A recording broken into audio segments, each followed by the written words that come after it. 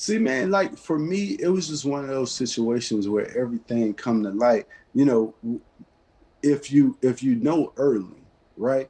If you know early, when I was doing this in '05, '06, '07, '08, making these investments, they were supposed to pay out, in 2014, 2015, down the line Right. after football was over. Right. So that was the thought process. You don't know, hey man, I should be getting a residual income. I should be getting a check, a monthly check.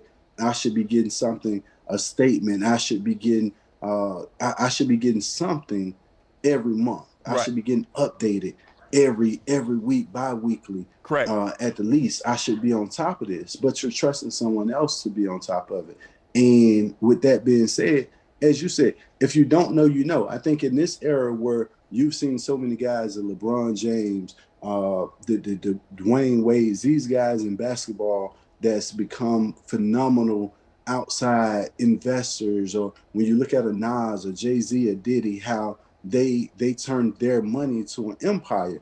That wasn't in the 2000s. Remember that. Right. Like this has just come about since 2010, 2015, where guys are making these power moves. In the 2000s, we weren't doing this. Like it Right. was nobody. Deion Sanders was the prime time, the main man to watch.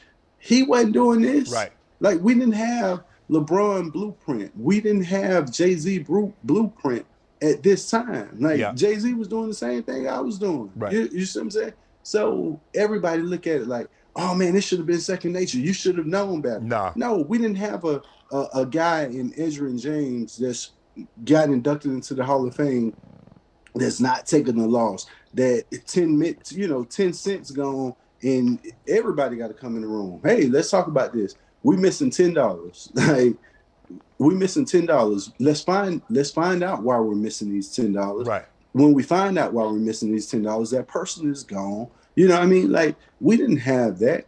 That was been established, and everybody look at it like, oh man, this is so obvious. This should have been known. Like you should have already known this. No, you shouldn't have, because Bernie Madoff took some of the smartest people in the world. Absolutely.